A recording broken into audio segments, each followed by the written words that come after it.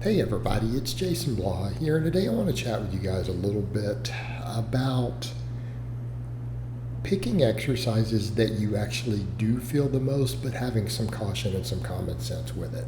Um, I don't think it's a bad idea at all. I think for the most part, it actually is a fairly wise idea to pick for movements, particularly accessory work, to pick movements that you feel the most in the muscles that you do want to grow, at least the variations of those exercises. But the word of caution with that, and one reason I've always been cautious of that is because sometimes, basic biomechanics can't be avoided. In other words, you can think something is or isn't working when we know it's a primary mover. And also, sometimes where you feel stuff isn't accurate. And as long as you're aware of those things, I think it's a good approach. Again, just kind of noting the exception of the rule. Perfect example, people put those booty bands on. And they're like, oh, I feel my glutes more. But they actually don't. They're not actually feeling their glutes. They're feeling muscles in their hips is what they're actually feeling. Because the booty bands are literally not capable of making your glutes work any harder. They're just biomechanically not capable of it. But what they are doing is making you feel a certain part of the hip all of a sudden contracting that you're not normally feeling. Okay? And so when you understand that, you go, oh, okay, well, I got tricked because I actually felt a different muscle and thought it was my glute. It's actually not that hard to grow glutes. It really isn't.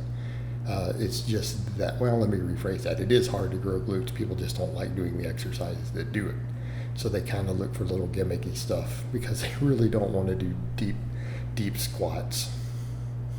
They don't want to do hip hinges with a heavy weight, But those are the things that are going to grow your glutes. All right, that aside, some movements you see me doing here, stuff I've experimented with, like benching. I know I need a bigger chest. So when I look at these exercises, I know I feel my pecs more. When I go with a pretty wide grip like this, where my pinkies are now outside the rings, keep a very modest arch, pause on the chest. That was doing my work set with 315 there. That was heavy. And the thing is, I felt a ridiculous amount of chest on it.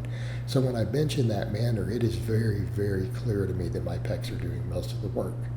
And I know that if I just want a bigger bench, I should probably just keep building my pecs, right? Because I want a 405 bench. Incline. I mean, my upper chest. We can argue about the biomechanics, the EMG data, all that all day long.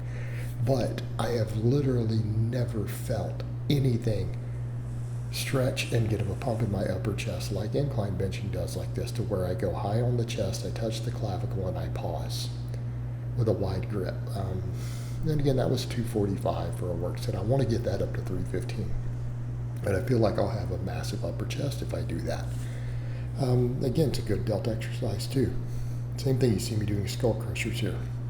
Out of all the movements that I've done, and I've experimented with a lot of tricep work, nothing really hammers my long head of my tricep the way these do, other than behind the head work. And I'm just simply, at the moment, I don't have the shoulder mobility for that. I'm working on improving my shoulder mobility and health so I can do certain things.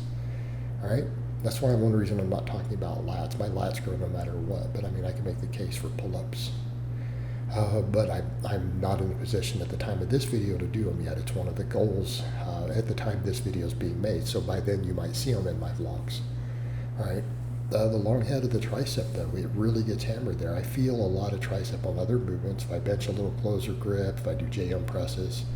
But that long head, which is really what lacks for me, visually, and I know I'm a strength athlete, but I'm trying to just get more jacked. Okay. The skull crushers. I simply feel that area the most there. I actually have gotten DOMs there as a result of it. Pretty frequently, which is, I don't get DOMs easily, just in general. Quads. All right, deep pause squats like this, even just single rep ones, they light my quads up. So even if I go do some other rep work on something else after, my quads just stay lit. Okay, again, it's that lengthened position, that stretch, even though that's technically an isometric, A heavy isometric in a lengthened position because it's just a loaded stretch. You know what? I feel a ton of quads, so I'm messing with more pause squats, right? Trying to do them deeper and deeper, trying to do them deep like that. But front squats do the same thing for me, so I want to work some front squats in. But those are perfect examples. If deep pause squats like that, you really feel the quad stretch and you feel an enormous amount of activation, or you feel it on front squats. And if you're going really deep on front squats and you're staying pretty upright, yeah, they should be a fantastic quad exercise for most people. But if you happen to feel those, then okay, maybe you should do more of that if that's where you want to grow. But I think definitely on the bench pressing, because so many people use benching for different things, but find your, if you have a certain grip on your bench that really hits your chest and you feel it tremendously more, okay, we know that the pecs are always going to be a primary mover. But if you have a specific grip that hits it more, and especially I think pause work, keeping a modest arch, all of that will do it, then by all means, that's where you should do it.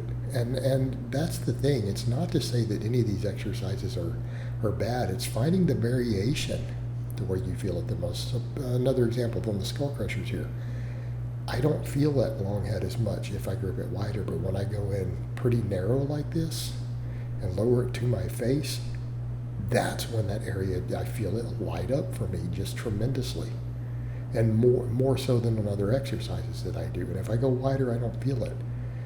Biceps, I've done a lot of different bicep things, and one of the things where I just really feel my biceps get a pump, and we know my arms are lacking.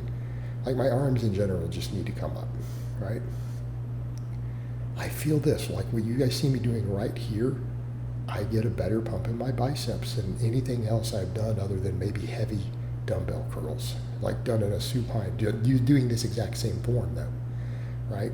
That slight forward lean, getting a full stretch at the bottom of the dumbbell is probably the only thing I've had comparable to this.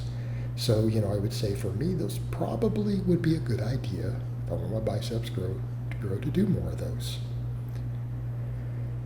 And so that's what I mean by the exercises. It can be the variation, not just a specific exercise, but, again, if you just go sometimes an inch wider or an inch narrower on your bench and you feel more chest, well, there you go. That might be your sweet spot, right? When you pause on a squat and you go with a moderately narrow stance like I'm doing there, shoulder width, if you feel more quad and you want your quads to grow, well, maybe do more of that version, right? Again, if you have some common sense. Now, if you can look at the biomechanics and know it's not going to help, you can have some common sense about it. And that's the only thing that I would use to temper this. That's why I tell people sometimes you shouldn't care, right? Because, again, things like the booty band is exactly why I say that. All right, guys, but that's really all I have to say on that today. I hope it's been informative, and I'll talk to you guys and gals next time.